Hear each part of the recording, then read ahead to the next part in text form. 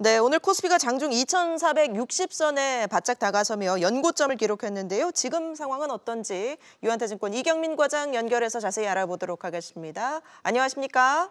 네, 안녕하세요. 네, 마감 상황 어떤가요? 예, 앞서 잘 말씀해 주셨듯이 우리 시장은 장중 2,450포인트를 돌파하며 52주 신고점을 갱신했습니다. 오늘 우리 코스피 지수는 전일 대비 30.70포인트, 1.27% 상승한 2,447.20포인트에 마감하였으며 코스닥 지수는 전일 대비 14.43포인트, 1.72% 상승한 851.21포인트에 마감하였습니다. 지난주 시장을 돌이켜보면 바이든 후보 당선이 유력하다고 하며 불확실성 해소에 큰 폭으로 상승하였습니다. 트럼프 대통령의 선전으로 변동성이 있었으나 위스콘신과 미시건에서 바이든 후보의 승리를 발표하며 사실상 대선 일정은 종료로 보여지는 듯합니다. 블루웨이브에 대한 기대감도 많았으나 공화당의 선전으로 사실상 블루웨이브의 가능성은 낮아졌습니다. 이러한 부분이 반독점 규제법 등 빅테크 규제가 사실상 어렵다라는 한 의견과 함께 대규모 경기부양책 실시가 없을 것이라는 실망감이 동시에 주가에 반영했습니다. 다만 미국에서 코로나19 일감 확진자가 12만 명 이상 발생하는 등 경기 부양책에 대한 기대감이 다시 형성되고 있는 모습입니다.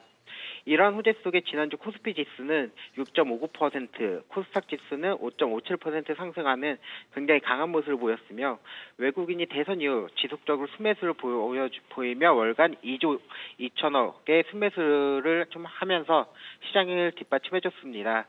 오늘도 외국인과 기관이 순매수를 이어가며 시장의 상승을 이끌었으며 전기, 전자와 화학, 운수 창고 등의 순매수를 보였습니다.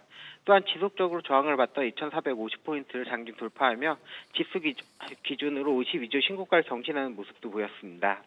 네, 이른바 바이든 효과에 따라서 친환경 관련주가 강세를 보인다고 하는데 어떤 종목들이 그렇습니까? 예, 우선 바이든 후보가 사실상 당선으로 보여지면서 대통령 임기 초에 정책적인 부분이 집중되는 경향이 있거든요. 이런 부분의 유동성과 좀 몰리고 관련주들이 강한 모습을 보였습니다. 지난주 제일 외국인이 많이 매수했던 종목이 LG화학을 7,500억 정도 순매수를 보였거든요. 삼성 SDI도 신고가를 보이면서 강세를 보여주고 있고 거의 전 업종이 많이 상승을 했지만 2차전지 관련된 모습이 좀 견조한 모습을 보여줬습니다. 오늘도 오후장 들어서 풍력과 LNG, ESS, 태양광 섹터들도 굉장히 강한 모습을 보여줬고요.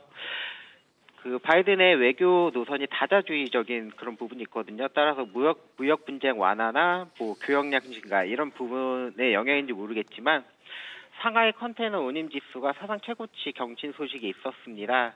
지난 6일 해상 운송 항로 운임 수준을 나타내는 상하이 컨테이너 운임 지수가 전주 대비 134.57포인트 상승한 1664.56포인트를 기록하였으며 이는 2009년 10월 집계한 이래로 최고 수치로 연말 소비 시즌이나 미국의 소비재의 수요 증가, 중국의 경제활동 재개 등 상반기 밀렸던 물동량이 몰리면서 컨테이너 선이 부족한 것으로 알려지고 있습니다. 이 같은 소식에 대한해운, HMM, 페노션, 현대미포조선, 한국조선해양 등 해운, 조선 관련주가 강세를 보였습니다.